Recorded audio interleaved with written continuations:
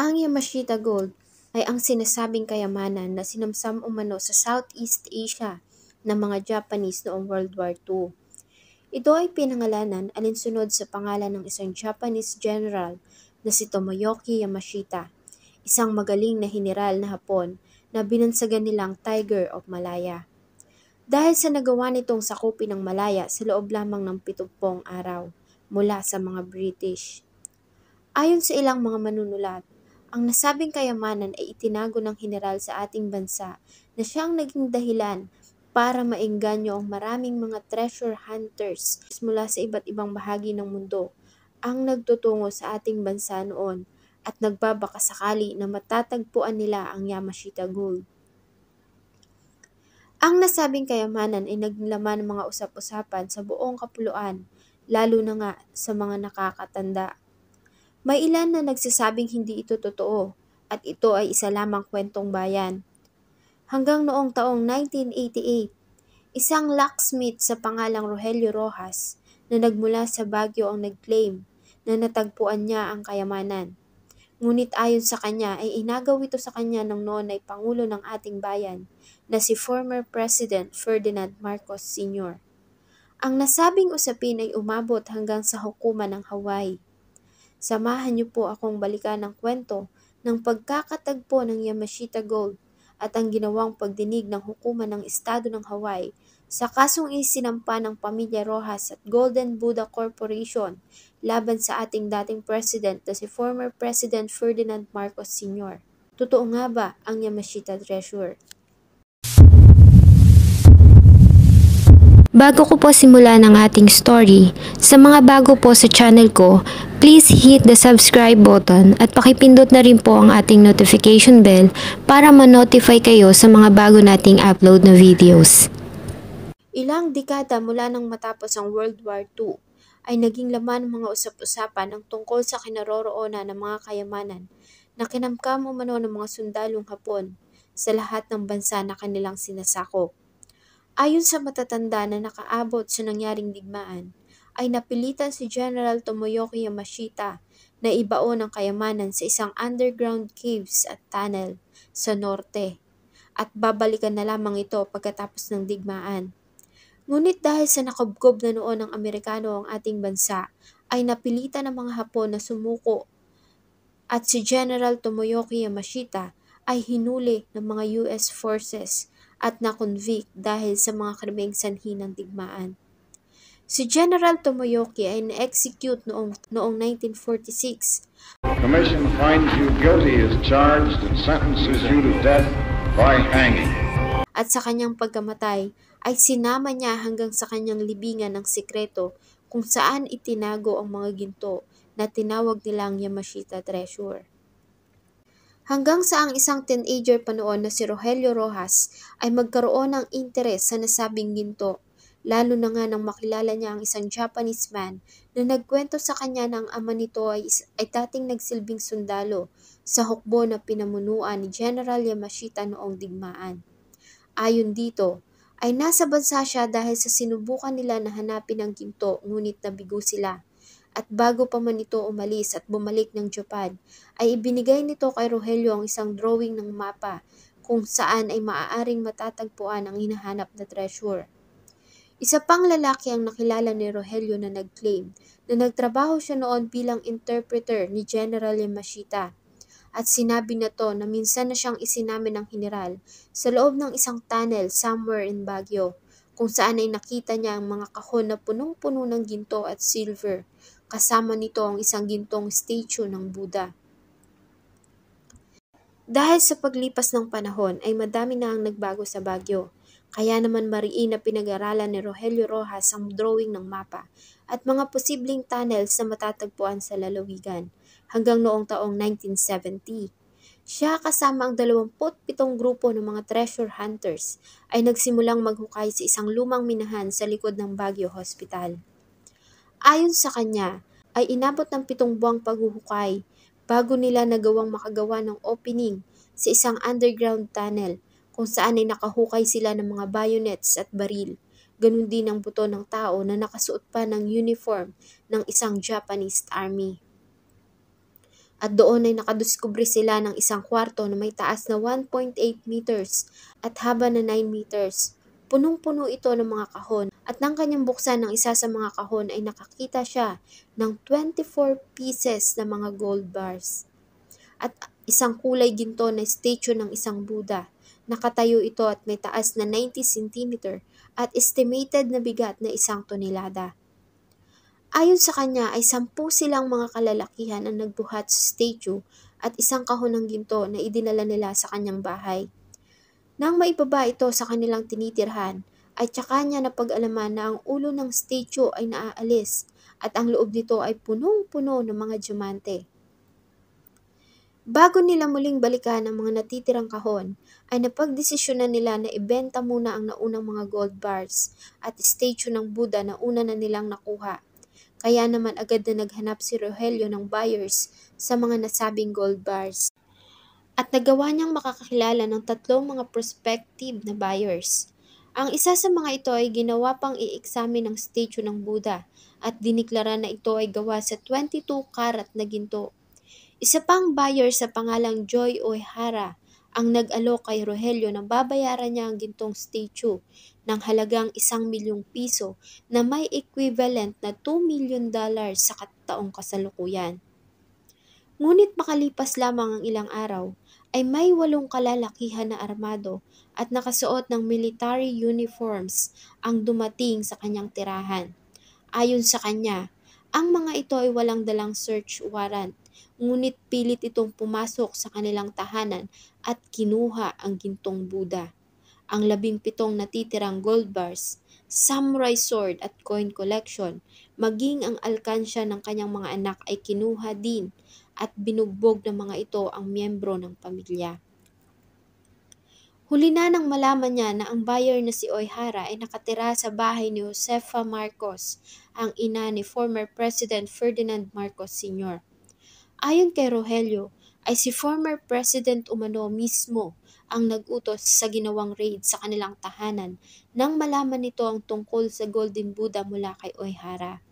Gayong wala naman silang nilabag na batas dahil sa mismong tiyuhin umano ni former President na si Judge Pio Marcos ang nagbigay sa kanila ng permit para maghukay dahil sa noong mga panahong yon ay lahat ng mga treasure hunters sa ating bansa ay dapat na makakuha ng permit mula sa itaas bago nila simulang maghukay. Dahil sa takot ay umalis ang pamilya ni Rogelio at nagtago. Ngunit makalipas lamang ang ilang buwan ay nahuli sila at inaresto. Si Rogelio Rojas ay nakaranas ng pagpapahirap at torture gamit ang electric shocks at paso ng sigarilyo. Tinakot din siya na papatayin, ganun din ang kanyang pamilya kung hindi siya pipirma sa isang affidavit kung saan ay nakalagay na walang kinalaman si President Marcos Sr. sa pagkawala ng Golden Buddha at dahil sa takot ay napilitan siyang pirmahan ang nasabing affidavit. Matapos noon ay pinakawalan na siya ng mga ito, ngunit nang subukan niyang magsalita sa isang political rally, ay isang hand grenades ang itinapon sa stage kung saan siya dapat nauupo at ilang mga tao ang nasawi dahil sa pagsabog nito. Muli ay nagtago sila ng kanyang pamilya sa loob ng 1 taon at nang subukan niyang bumalik sa kanyang bahay sa Baguio ay muli siyang inaresto at kinulong ng 2 taon dahil umano sa kasong illegal possession of firearm. At nakalaya lamang noong 1974 kung saan ay malaya na silang nakabalik sa kanilang tahanan sa Baguio. Napansin niya din sa kanyang pagbabalik na may mga sundalo sa paligid ng Baguio Hospital at hinuhukay ng mga ito ang lugar kung saan nila natagpuan ang gintong Buddha. Sa kabila ng maraming pagpapahirap, ay tumanggi si Rogelio na sabihin kung saan ang eksaktong lugar na kinaroroonan ng mga natitirang ginto. Ngunit sa kabila nito, ay nagawang matagpuan ng mga sundalo ang mga ginto at lumisan lamang nang makuha na ang lahat ng laman ng tunnel. Taong 1986, matapos na mapatalsik sa posisyon at ma-exile si former President Ferdinand Marcos Sr. sa Hawaii, ay nagawang magsampa ni Rogelio ng kaso laban dito noong 1988 para sa ginawa nitong pagpapahirap, false imprisonment, at ganun na din ang pagkawala ng gold treasure. Ito ay sinampahan niya ng kasong theft at human rights violation. Ilang mga witnesses ang nag-testify sa hukuman ng Hawaii kung saan ay sinabi nila na iniutos ni former President Ferdinand Marcos Sr. na tunawin ang mga ginto para mas madali itong ipagbili. Si Rogelio Rojas ay namatay noong 1993 bago pa man simulan ang pagdinig ng kaso sa Hawaii District Court. Samantalang si former President Ferdinand Marcos Sr. naman ay una nang namatay noong 1989. Sa kabila ng pagkamatay nila ay nagpatuloy pa rin ang pagdinig ng kaso. Taong 1996 sa inilabas na desisyon ng jury ay napatunayan nila na si former President Ferdinand Marcos Sr. ay nagkasala at iniutos nito na bayaran ng halagang $22 billion para sa damages. Ito ay ang naitalang pinakamataas na halaga ng settlement noon. Ang nasabing compensation ay binaba sa $19 million, kasama na dito ang $13 million na halaga na ninakaw na ginto at $6 million para naman sa damages, at false imprisonment. Bilang beneficiary ng mga Marcos, ay inatasan ng hukuman si former First Lady Imelda Marcos na bayaran ng pamilya at ang Golden Buddha Corporation. Taong 1998, ang mataas na hukuman ng Hawaii o Hawaii Supreme Court ay naglabas ng pahayag na may sapat na ebidensya na sumuporta sa naging finding ng jury tungkol sa natagpuang kayamanan ni Rogelio Rojas at ang nasabing kayamanan ay kinuha ng mga Marcos. Subalit ay ni-reverse ito ang halagang 22 billion dahil ayon sa mataas na hukuman, ang chamber na puno ng ginto ay mataas na espekulasyon at wala ding ebidensya sa dami at quality nito. Kaya naman muli itong naglabas ng utos para sa panibagong pagdinig tungkol sa value ng gintong Buddha at sa 17 gold bars lamang. Matapos ang ilang taon na pagdinig, ang Golden Buddha Corporation ay nakakuha na ng final judgment laban kay dating First Lady Imelda Marcos at inuutos ng hukuman na magbayad ng halagang $13,275,848.37 at $6 million para sa human right abuse na tinamo ng pamilya ni Rogelio Rojas. Ayon sa mataas na hukuman ng Hawaii, ay napatunayan nila na natagpuan ni Rogelio Rojas ang isang kayamanan. Subalit hindi naman na-required ang hukuman na alamin kung ang nasabing kayamanan ay ang sinasabing Yamashita Gold. Base sa testimonya ni Rogelio sa ginawang pag-aaral sa mapa na ibinigay ng anak ng isang dating sundalong Hapon at sa tips na binigay ng isang interpreter na dating nagtatrabaho kay General Yamashita, ay nagawa niyang matagpuan ang samurai swords at buto ng dalo sa nasabing treasure chamber. Ayon sa United States Ninth Circuit Court of Appeal, ay natagpuan ni Rogelio Rojas ang Yamashita treasure at ito ay ninakaw sa kanya ng mga tao ni dating President Ferdinand Marcos Sr. Ang abogado ng pamilya Marcos na si Attorney James Paul Lin ay dinismiss ang nasabing utos ng hukuman dahil ayon sa kanya, ang nasabing halaga ay non-collectible at hindi kayang bayaran ng pamilya. 3 dekada pa ang lumipas, ang mga abogado ng Golden Buddha Corporation ay muling humiling ng panibagong pagdinig laban sa mga Marcos. Ang nasabing motion ay para pa rin sa collection effort ng halagang nakalagay sa orihinal na judgment laban kay First Lady Imelda Marcos. Hanggang ngayon ay patuloy pa rin na hinahabol ng Golden Buddha Corporation ang Marcoses tungkol sa usapin ng Yamashita treasure. Subalit itinanggi naman ng pamilya Marcos ang nasabing aligasyon.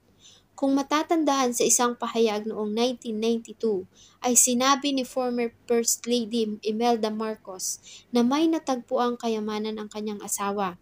At sinabi niya pa na dito nagmula ang kanilang kayamanan at hindi sa kaban ng ating bayan.